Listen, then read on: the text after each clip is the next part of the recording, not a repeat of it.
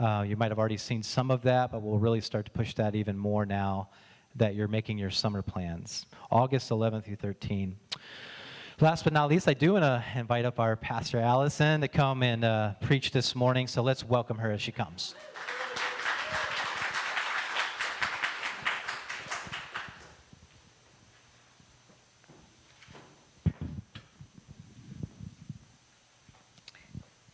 Good morning, everyone. As Mike mentioned, my name is Alison, and I am the executive pastor here at the River. So good to be with you today. So we're currently in a sermon series called The Good Life. We are taking some time to consider what makes for a happy life, a fulfilling life, a good life. As I thought about what to talk about for the sermon today, it struck me that even when we are intentional about pursuing a good life, obstacles outside of our control can stand in the way. I couldn't help but think about the many hardships and losses I've personally experienced over the last few years, not to mention those facing all of us collectively. How do we pursue the good life when things are constantly shifting and changing and tragedy may be just around the corner? How do we live in the reality that life can be both beautiful and terrible without moving into the extremes of either utter hopelessness or toxic positivity? What do we do when our version of the good life falls apart? How do we move forward with openness? There are no easy answers to these questions, but I think that there is a book in the Bible, the book of Ruth, that can help us think through some of these questions. So I'm going to start by giving an overview of the whole story, and then I will go back and focus in on a couple parts that I think are particularly important. So to help you follow along, there'll be some images up behind me. And these come from the Bible Project. So the story begins with a famine in the land of Judah.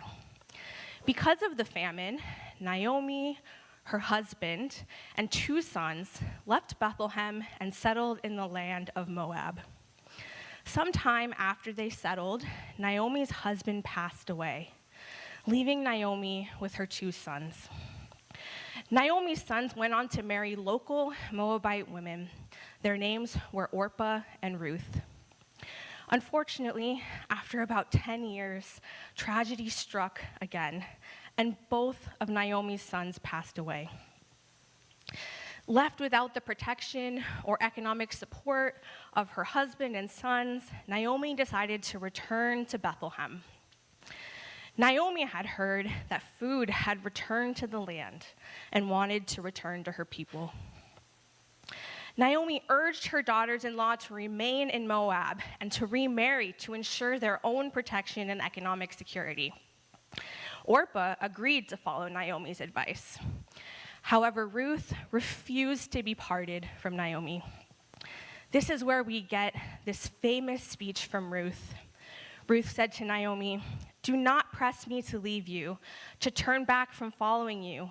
Where you go, I will go. Where you lodge, I will lodge. Your people shall be my people, and your God, my God. Where you die, I will die, and there will I be buried. May the Lord do thus to me and more as well, if even death parts me from you." So Naomi agreed to let Ruth accompany her, and the 2 traveled together to Bethlehem. When they arrived in Bethlehem, Naomi and Ruth needed to figure out how to provide for themselves. Ruth decided to go out into the fields where the barley harvest had started and to ask permission to glean. Gleaning is a practice where those in need gather leftover crops from farmers' fields after they have been harvested. As she gathered the grain, Ruth met a man named Boaz. The Bible describes Boaz as a prominent rich man who was a kinsman of Naomi on her husband's side. Boaz had heard about Ruth and was impressed with her. He admired Ruth's loyalty to Naomi and all that she had given up to stay with her mother-in-law by leaving her parents and homeland behind. And so he provided Ruth with a meal to eat and water to drink. He instructed the young men in the field not to bother her, and he gave her permission to glean, even among the standing sheaves. When Ruth returned to Naomi, she shared about her good fortune. Naomi praised God and explained to Ruth that Boaz was a relative of theirs, one of their nearest kin. And so Ruth continued to live with Naomi and to glean from Boaz's fields. As Naomi began to think about how to ensure Ruth's long-term security, she came up with a plan. Naomi encouraged Ruth to approach Boaz and to ask him to marry and provide for her as her kinsman redeemer. In this cultural context, a kinsman redeemer was the next of kin who was responsible for upholding certain family rights, such as avenging a murdered family member or providing for a relative who was in debt or facing helpless circumstances. So Ruth did as Naomi instructed and approached Boaz with her request, and Boaz agreed. Ruth and Boaz were married and went on to have a son named Obed. The Bible tells us that Obed would go on to be the father of Jesse, who was the father of King David, thus placing this story within the larger story of God's movement in the world. Okay, so now that we've heard the whole story, got the overview, I want us to take a look at a couple key moments in the story. There are two moments when Naomi interacted with the women of Bethlehem. The first was when Naomi and Ruth arrived in town, and the second was after Obed was born. The story says, when they came to Bethlehem, the whole town was stirred because of them, and the women said, "Is this Naomi?" She said to them, "Call me no longer Naomi, call me Mara, for the Almighty has dealt bitterly with me. I went away full, but the Lord has brought me back empty. Why call me Naomi when the Lord has dealt harshly with me, and the Almighty has brought calamity upon me?" So in order to understand this passage, we need to pay particular attention to the names that are being used. Names in the Bible are often significant, giving us insight into a person's identity or purpose. The name Naomi means to be pleasant, delightful, or lovely. Mara, on the other hand, means bitter. Naomi's loss of beloved family members, of stability, and of economic security led her to become bitter. She was so consumed by her grief and fear and resentment that she didn't recognize herself anymore. And who could blame her, given all that she had suffered? Naomi was wrestling with her own identity in this difficult season of her life. She may have wondered, is this who I am now? Is this what my life will always be like going forward? Are there any more good things in store for me? Interestingly, despite Naomi's request to be called Mara, we do not see this name pop up again in the story. To me, this indicates that Naomi's bitterness was something that she was eventually able to move through. It indicates that bitterness did not become the permanent, defining feature of her identity. Somehow, Naomi was able to move through the pain and open herself up again to delight. In Naomi's interaction with the woman, we also see Naomi wrestling with her understanding of God. Just like with Naomi, it is helpful for us to look at the names for God being used here. There are many different words used to refer to God throughout the Bible. Each of them helps us to understand a different aspect of God's character. In this passage, we see two of these words, the Almighty and the Lord. In English, it is not necessarily apparent what these two words are saying about God, but there is a clear difference in the Hebrew. When God is referred to as the Almighty, or El Shaddai, there's an emphasis on God's power and ability to bestow blessings. When God is referred to as the Lord, or Yahweh, there's an emphasis on God's covenantal relationship with the Israelites, God's commitment to free, redeem, and provide for God's people. That Naomi uses both El Shaddai and Yahweh in her speech, each of them 2 times, points to a kind of internal wrestling. It's like she was saying, God, I know you have the power to help me, but will you? Can I count on you? Are you trustworthy? Do you really care? Maybe you can relate to these questions. I know that I can. As the story progresses, we see glimpses of Naomi's movement forward. A key one was when she praised God after learning of Ruth's first encounter with Boaz. The passage says, Naomi said to her daughter-in-law, "Blessed be he," meaning Boaz, "by the Lord, whose kindness has not forsaken the living or the dead." Naomi interpreted Boaz's kindness toward Ruth, and by extension Naomi, as a sign of God's kindness and commitment to God's people. Note that Naomi referred to God here as Yahweh, not El Shaddai. In that moment, at least, where there was a sign of hope, Naomi believed that God was the covenantal God who keeps promises. At the end of the story, Naomi had another interaction with the women of Bethlehem. The passage says, "So Boaz took Ruth, and she became his wife. When they came together, the Lord made her conceive, and she bore a son. Then the woman said to Naomi, 'Blessed be the Lord, who has not left you this day without next of kin, and may his name be renowned in Israel. He shall be to you a restorer of life and a nourisher of your old age, for your daughter-in-law who loves you, who is more to you than 7 sons, has borne him.' Then Naomi took the child and laid him in her bosom and became his nurse. The woman of the neighborhood gave him a name, saying, 'A son has been born to Naomi.' They named him Obed. He became the father of Jesse, the father of David."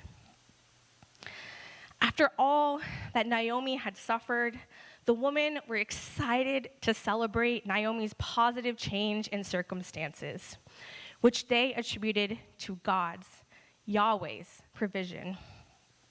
The woman pointed to the newfound blessings in Naomi's life, the support of her kinship redeemer Boaz, the great love and loyalty of her daughter-in-law Ruth, and the gift of the relationship she would be able to build with her new grandson.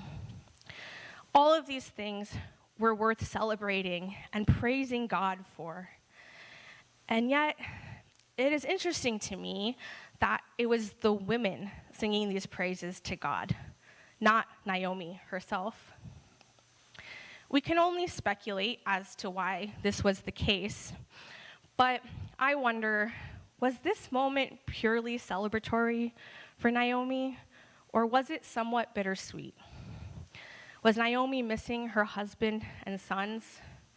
Was Naomi fearful that these blessings, like those of the past, would also disappear prematurely? Had Naomi ever had a chance to really process and grieve all that she had lost? Or had she been stuck in survival mode? If you Google, "What is the book of Ruth about?" Many of the results will tell you that it is a story about moving from bitterness to blessing. This reading of the story is true on some level. Ruth is bitter at the beginning. Naomi is bitter at the beginning of the story and later experiences newfound blessings. And the alliteration of, bitter to blessing is admittedly quite nice.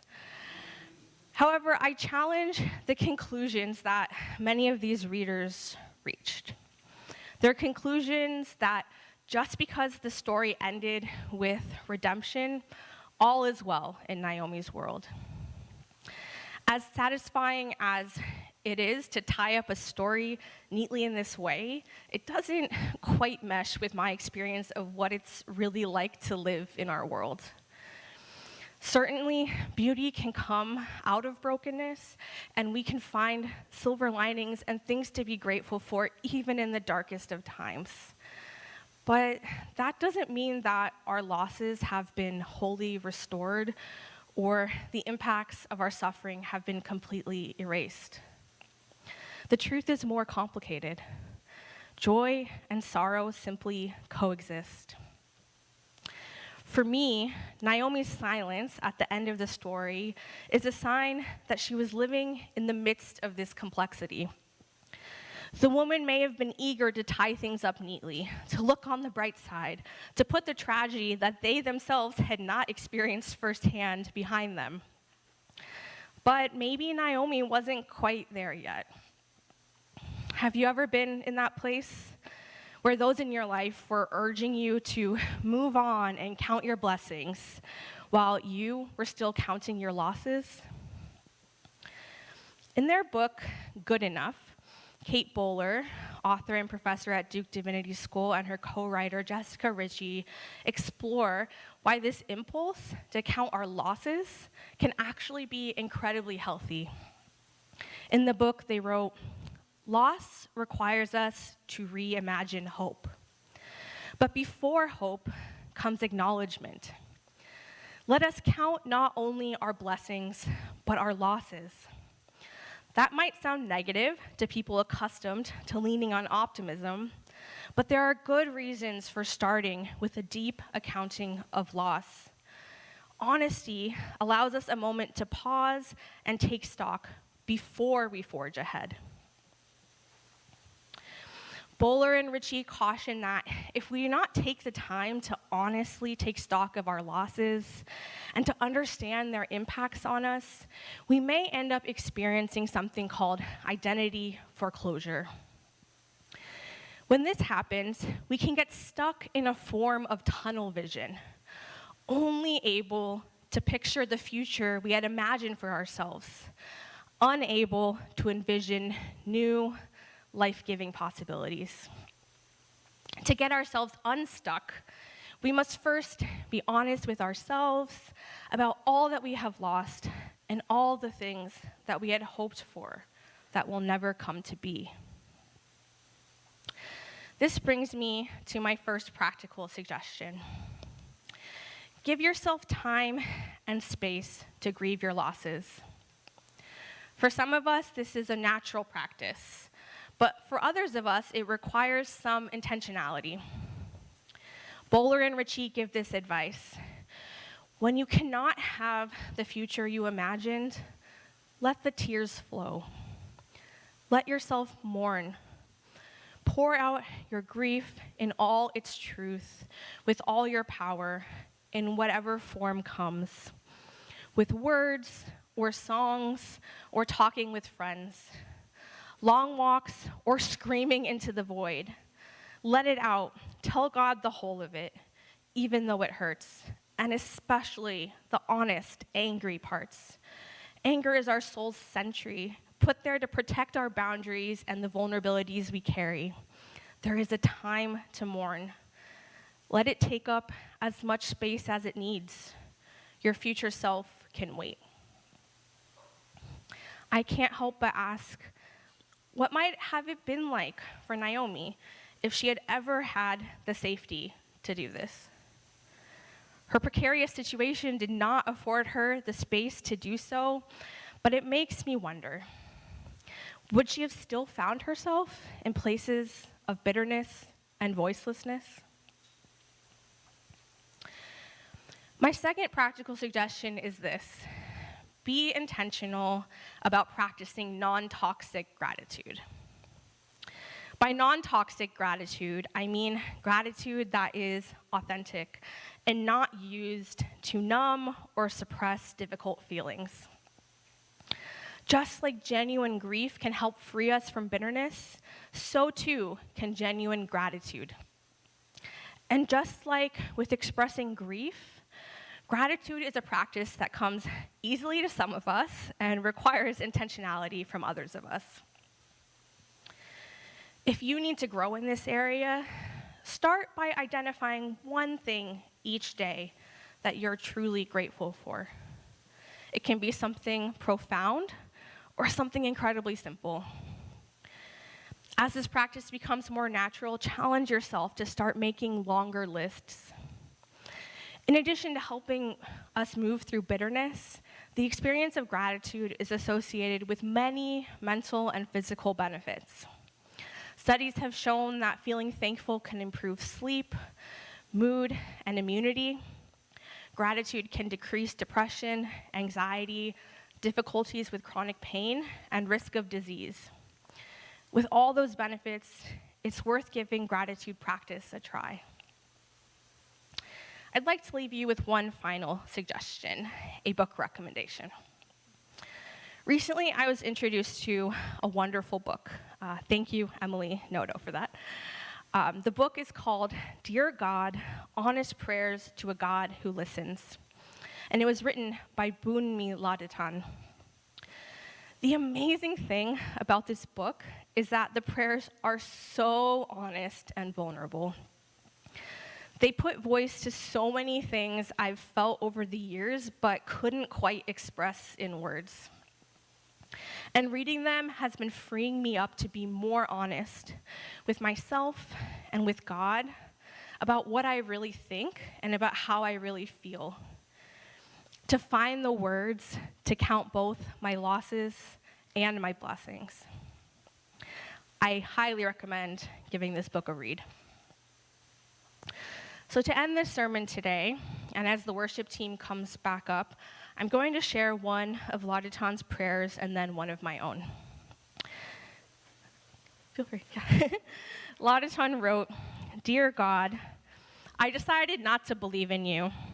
I was upset, devastated actually, tired of feeling like I'm speaking into empty air. But that's not true. I can feel you almost all the time. I was tired of being in pain. You could have rescued me if you wanted to, but you didn't.